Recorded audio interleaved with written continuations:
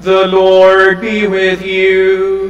And with your spirit. A reading from the Holy Gospel according to John. Glory to you, O Lord.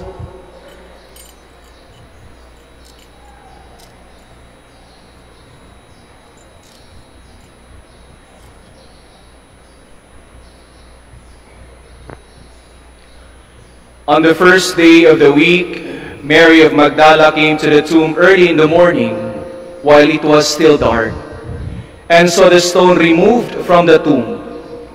So she ran and went to Simon Peter and to the other disciple whom Jesus loved, and told them, "They have taken the Lord from the tomb, and we don't know where they put him." So Peter and the other disciple went out and came to the tomb.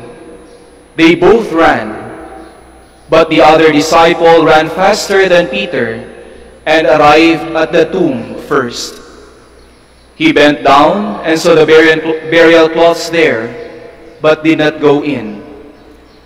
When Simon Peter arrived after him, he went into the tomb and saw the burial cloths there, and the cloth that had covered his head, not with the burial cloths, but rolled up in a separate place. Then the other disciple also went in, the one who had arrived at the tomb first, and he saw and believed. For they did not yet understand the scripture that he had to rise from the dead. The Gospel of the Lord. Praise to you, Lord Jesus Christ. Please be seated.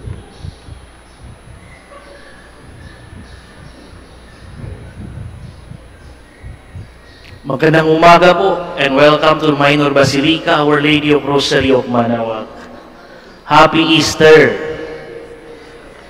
Happy Easter po. Dapat masaya tayo ngayon araw. Before we arrive to today's celebration, we have a long journey.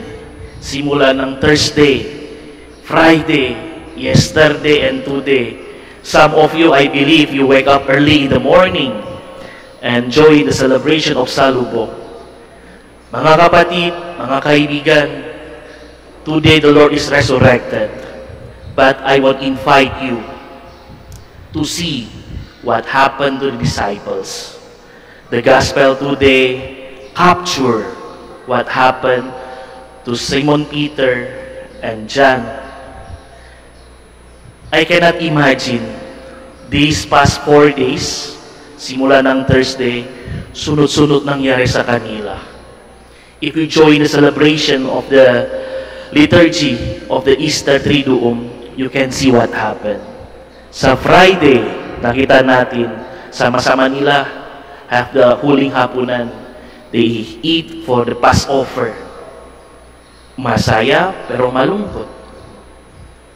Dumating sa Friday ng morning, madaling araw, hinuli si Jesus. Siyempre, some of disciples, kinakaba, takot. Ano to? Bakit nangyari ito?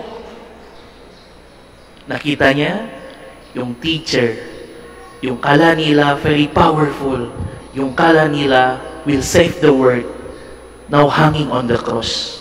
Ano nangyari?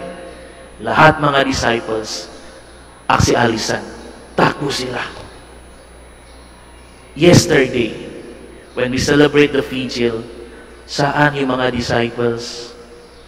Nakatago. Takot. And today, through the gospel reading, what we hear, mas kinakabahan sila. Wala si Jesus sa libingan.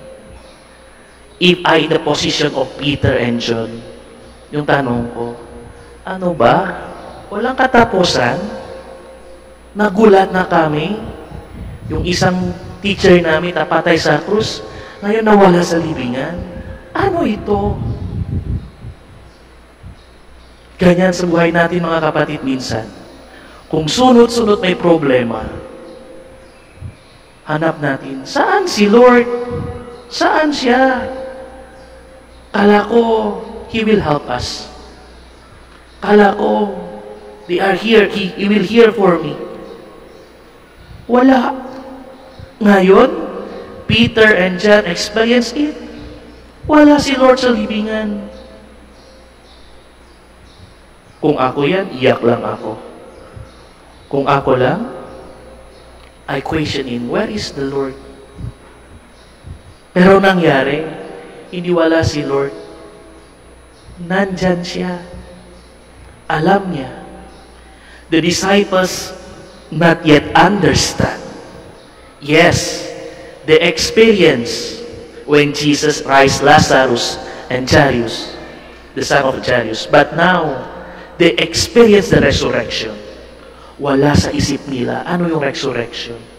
Kalimutan nila anong sinabi ni Lord.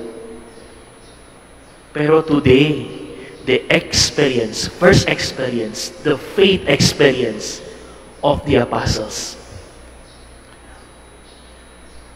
Mga kapatid, sa buhay natin, minsan sunod-sunod yung problema. Minsan, we questioning, where is the Lord? Minsan, we questioning, ano ba yan ito? But remember, the empty tomb is not the end. The death of Christ, not the end. But the empty tomb is the start of the hope. Yun yung pag-asa. Our faith not only finished on the cross, our faith not only finished on the death of Christ, but remember the resurrection. Ano ibig sabihin? The Lord show a hope to us. The Lord bigay ng pag-asa sa atin. Kung nasuffer tayo, kung nahirapan tayo, meron yan yung kinabukasan. Yung hope. Tama-tama tayo mga kapatid, this year is the Jubilee of Hope. We are invited once again to remind ourselves, we are the Easter people. We are the Easter people, the people of the hopefulness. Jesus and disciples show to us, not only in the suffering, but also in the hopefulness. Ang wala laman ng libingan ay simula ng panibagong buhay kasama si Kristo. Amen.